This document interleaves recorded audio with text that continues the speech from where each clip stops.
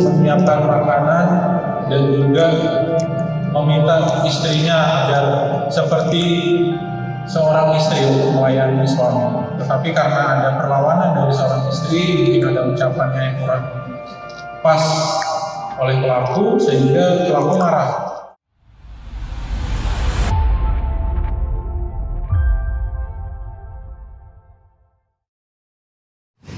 Halo Tribuners, bersama saya Samsul Hadi, jurnalis Tribun Matraman. Dalam program Saksi Kata kali ini kita akan mengupas kasus kekerasan dalam rumah tangga yang terjadi di Desa Boro, Kecamatan Silorejo, Kabupaten Blitar. Jadi kasus KDRT ini sangat tragis karena seorang suami tega menganiaya istrinya hingga meninggal dunia.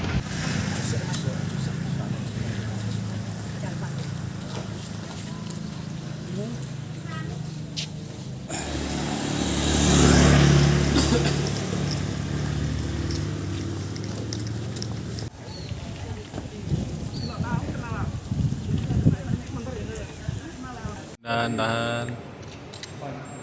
Bentar tahan. Yang lain atau keluarga lain. Pada saat kejadian itu terjadi di rumah nyari hari Sabtu Minggu juga. Aman. Bisa diatur. Ini selangi. Waalaikumsalam. Sejahtera. Selamat siang, Swastiastu.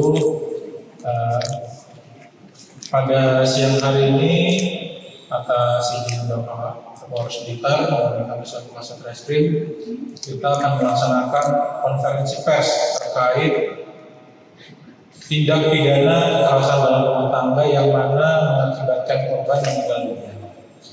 Jadi dasar dari laporan tersebut kami terima merupakan dasar LPP nomor 2 tahun 2026.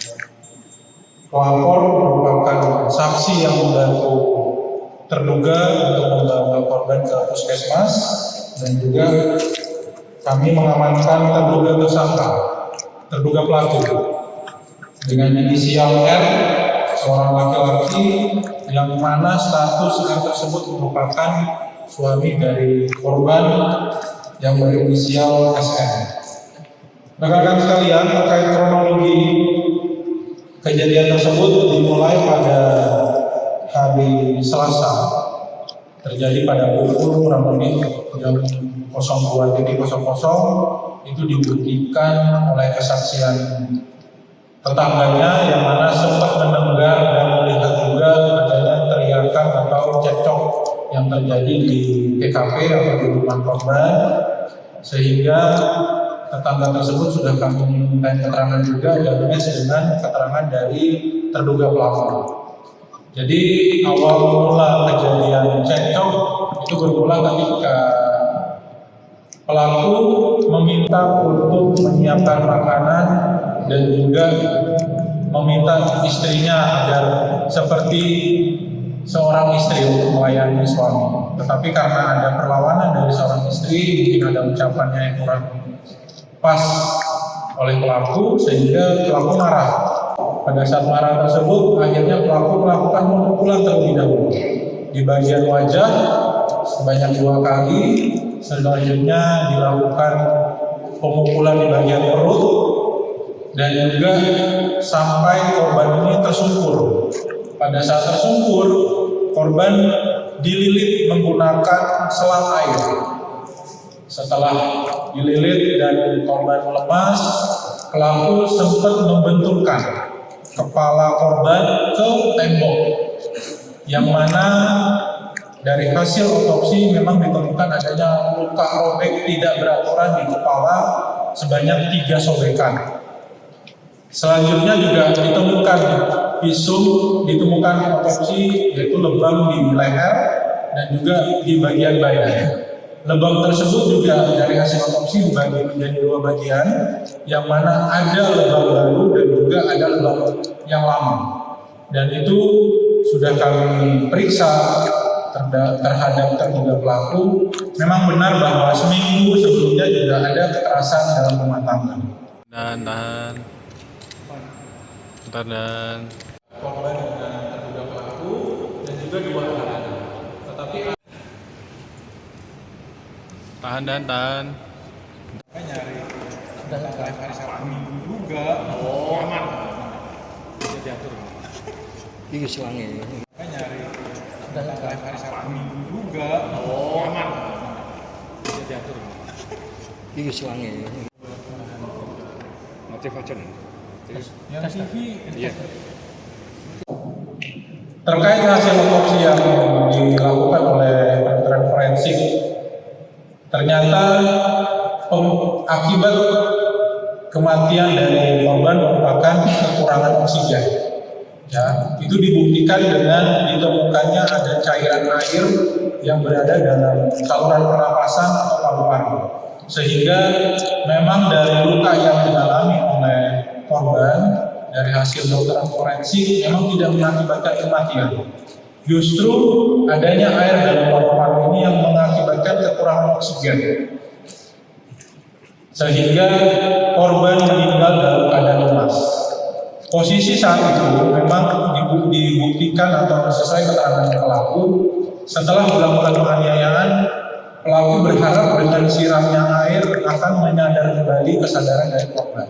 Tetapi nyatanya pada saat dilakukan penyiraman oleh terduga pelaku, air tersebut masuk melalui jalur mulut dan juga jalur hidung, sehingga ditemukan adanya air di dalam saluran pernapasan atau paru-paru.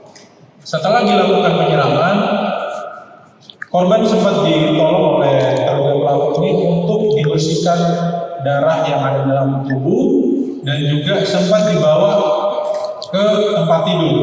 Harapannya untuk beristirahat.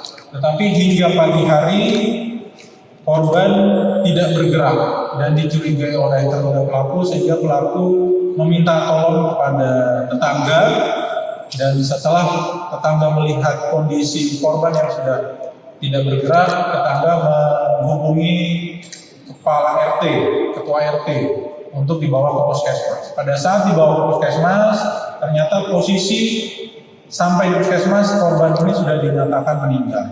Itu dibuktikan dengan hasil pemeriksaan forensik jam kematian antara jam 3 hingga jam 6. Sehingga pada saat itu ada kecurigaan oleh saksi menghubungi polsek menghubungi kami, dan kami juga membackup polsek, sehingga kasus tersebut sudah kami tangani dan kami melakukan pemeriksaan secara mendalam, dan kemarin sudah kami tetapkan sebagai tersangka, dan juga kami sudah menahan terduga pelaku, yang mana pelaku kami jerat dengan pasal 44 ayat 3 Undang-Undang Nomor 23 Tahun 2004 tentang penghapusan kekerasan dalam rumah tangga, atau pasal 466 ayat 3 Undang-Undang Nomor Tahun 2023. Iya Tribuners, itu tadi liputan panjang terkait kasus KDRT di Desa Boro, Kecamatan Silorejo, Kabupaten Blitar. Jadi polisi saat ini sudah menahan pelaku dan menetapkan pelaku sebagai tersangka, dan pelaku terancam dengan hukuman 15 tahun penjara. Dan kasus ini masih dalam proses pengembangan juga dari Polres Blitar.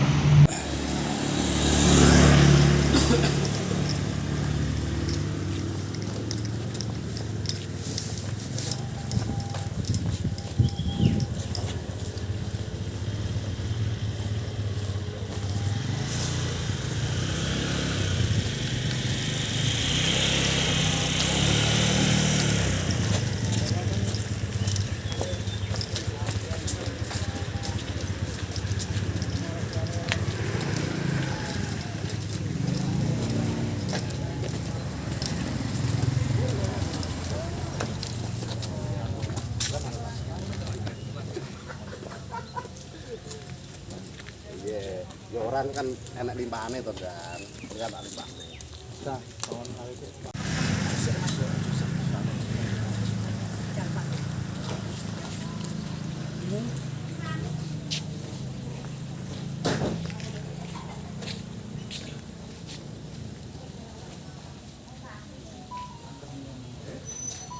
Tahan. Bentar dan Korban dengan terduga pelaku dan juga dua tahanan. Tetapi tahan.